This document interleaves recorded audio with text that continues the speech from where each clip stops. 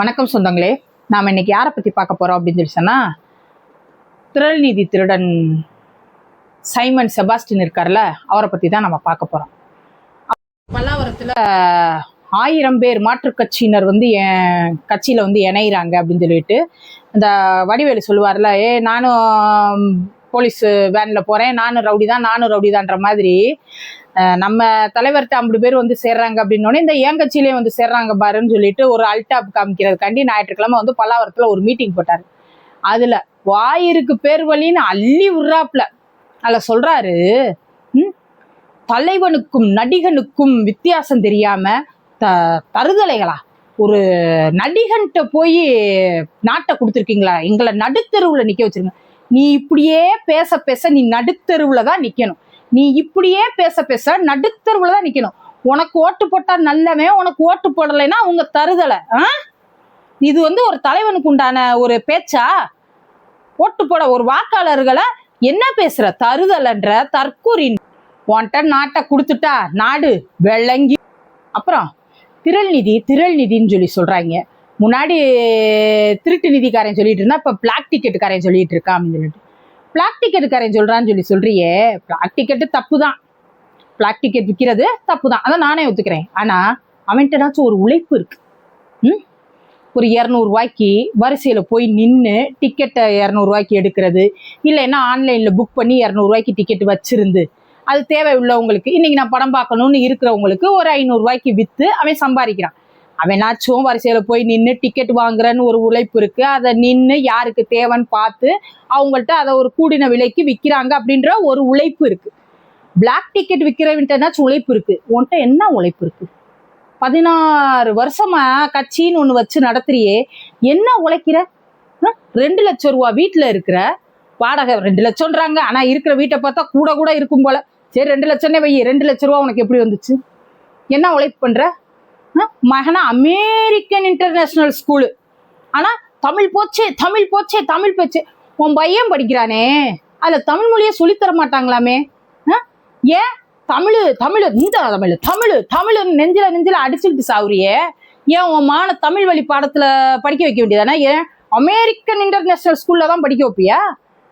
நாங்க மட்டும் பெத்து 3 வயசுல கொண்டாந்து உன்கிட்ட கொடுத்துடணும். என்னடா நீ என்ன அவ? பாட்டு பாடணுமா? போய் பாட்டு பாடு. டான்ஸ் வேணுமா? டான்ஸ் ஆடு. உனக்கு படம் வரையணுமா? போய் படம் வர. என் பிள்ளை மட்டும் இப்படி தறிக்கட்டி திரியணும், டான்ஸ் ஆடிக்கிட்டோம், பாட்டு பாடிக்கிட்டோம், படம் வரைஞ்சுக்கிட்டோம்.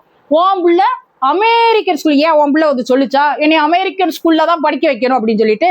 உன் பிள்ளை மட்டும் அமெரிக்கன் ஸ்கூல்ல படிக்க வைப்ப, நான் பெத்து 3 வயசுல ஓன்ட்ட கொண்டாந்து கொடுக்கணும். நீ ஆட்சியில உட்காந்துட்டேன்னா அதை தருதலை ஆக்கி விடுங்க.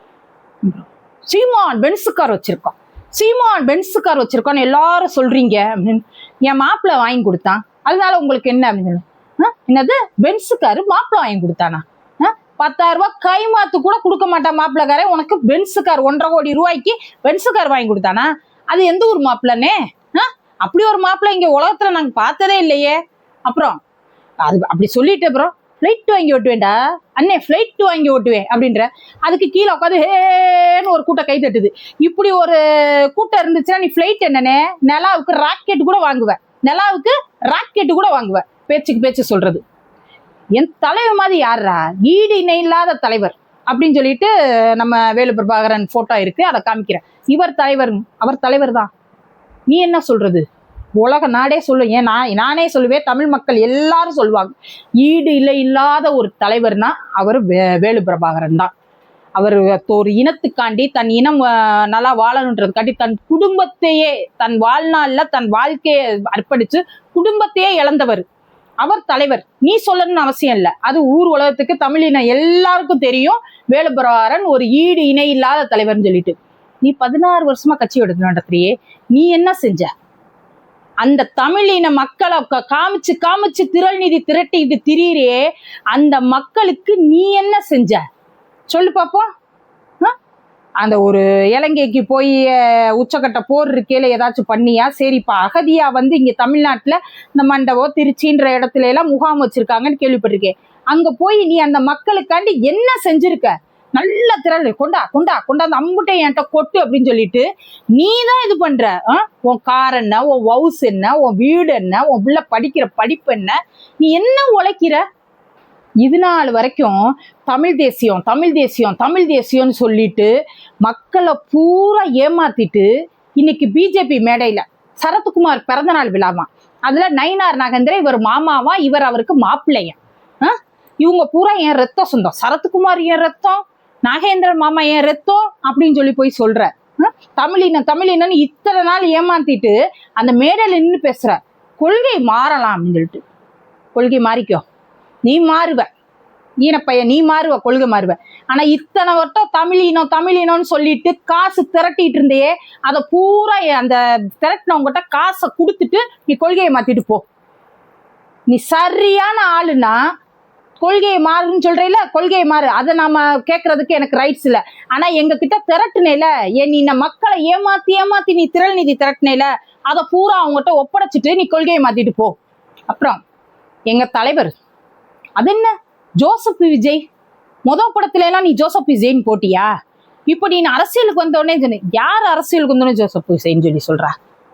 அவர் 2017 மெர்சல் வரையிலேயே ஹெச் ராஜா வந்து நீ ஜோசப் விஜய் தானே அப்படின்னு சொல்றதுக்கு, ஆமாடா நான் ஜோசப் விஜய் தான் அப்படின்னு சொல்லிட்டு லெட்டர் பேட் வெளியிட்டவர் 2017லயே. ரெண்டாவது தமிழ்நாட்டுல இருக்கிற எல்லாருக்குமே தெரியும் எஸ்ஏசி சார் வந்து ஒரு கிறிஸ்தவ மதத்தை சேர்ந்தவர்னு. அப்ப கிறிஸ்தவ மதத்தை சேர்ந்தவரோட மகன் கிறிஸ்தவரா தான் இருப்பாருன்னு எல்லாருக்குமே தெரியும்.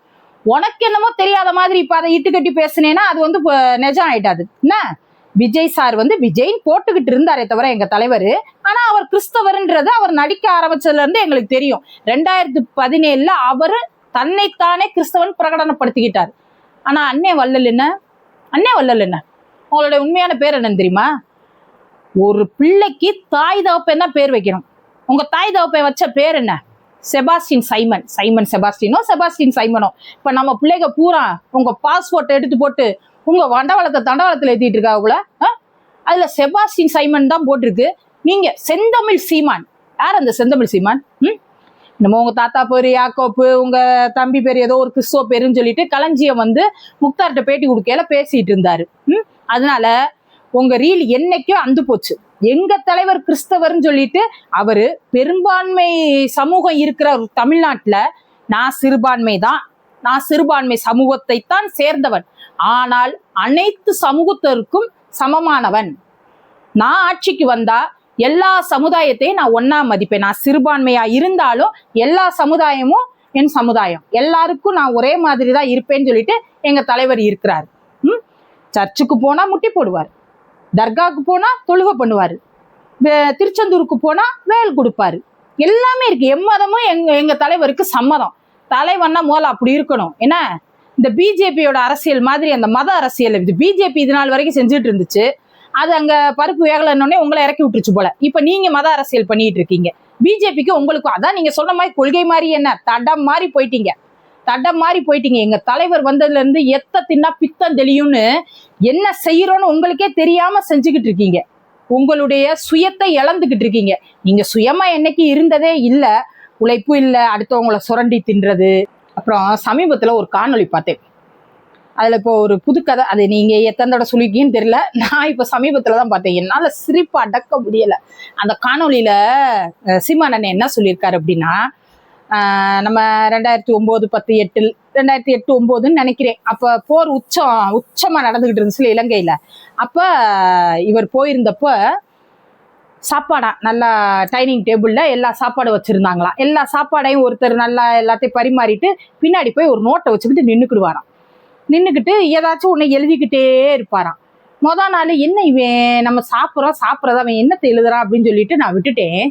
2வது நாள் அதே மாதிரி நின்று எழுதிக்கிட்டு இருந்தான். அப்பயும் நான் விட்டுட்டேன். 3வது நாள் இங்க வா, நான் சாப்பிட்றேன், நீ பின்னாடி நின்று எழுதிக்கிட்டே இருக்கேன், என்னதான் எழுதுற அப்படின்னு சொல்லி நான் கேட்டேன். அதுக்கு அவன் சொல்றான், நீங்க இந்த சம்பளை அண்ணன் இத்தனை தடவை தொட்டு நக்கினார், இந்த கூட்டை வந்து இத்தனை தடவை சாப்பிட்டாரு, இந்த பொரியலை வந்து அண்ணே ஃபுல்லா சாப்பிட்டாரு, நல்லா இருந்திருக்கு போல, அந்த கறியை அண்ணே தொட்டுக்கவே இல்லை அப்படின்றதெல்லாம் அவன் குறிப்பெடுத்திருக்கானா. சரி, இதை எது குறிப்பெடுக்கிற? இதை நான் தலைவர் வந்து கேட்டிருக்காரு, தம்பி என்னென்ன சாப்பிடுவாரு, எதை நல்லா சாப்பிட்றாரு எழுதிட்டு வா அப்படின்னு சொல்லி. அவர் என்ன ஹோட்டலா வச்சு நடத்தினாரு? இதை போய் அவர் கொடுப்பாராம். தம்பி எது நல்லா சாப்பிட்றாரோ அதை நீங்க அடுத்த தடவை நல்லா செஞ்சு கொண்டுட்டு போய் கொடுங்க அப்படின்னு சொல்லி தலைவர் சொன்னதா அண்ணே சொல்லியிருக்காரு. அங்க அவரு போர்ல ஈடுபட்டு இருந்தாரா இல்ல ஹோட்டல் வச்சு நடத்திட்டு இருந்தாரா? நீ தம்பி இத்தனை சம்பளம் இத்தனை தடவை நக்கினார், இந்த பொரியலை ஃபுல்லாக வலிச்சு நக்கினார், அந்த கறியை தொட்டு பார்க்கவே இல்லை அப்படின்னு சொல்லிட்டு அவர் என்ன ஹோட்டலா வச்சு நடத்திட்டு இருந்தாரு? எங்க காதெல்லாம் பாவமா இல்லையா உங்களுக்கு? எங்க காதெல்லாம் பார்த்தா உங்களுக்கு பாவமாவே இல்லையா? ரத்தம் இல்ல, மூளை உருவி வந்துரும் போல நீங்க பேசுற பேச்சுக்கு. இது நான் எனக்கு அப்ப கேட்கிறப்ப ரொம்ப நகைச்சுவையா இருந்துச்சு. சிந்திச்சப்ப ஒரு மனுஷன் இப்படியாடா பேசுவான்? போர் உச்சத்துல நடக்கையில இப்படி எங்க தலைவர் சொன்னாருன்னு சொன்னா அந்த தலைவனை அடுத்தவங்க எப்படி மதிப்பாங்க? அந்த ஒரு ஈடு இணை இல்லாத மாசற்ற தலைவனை இப்படி எல்லாம் பேசாதீங்கன்னு.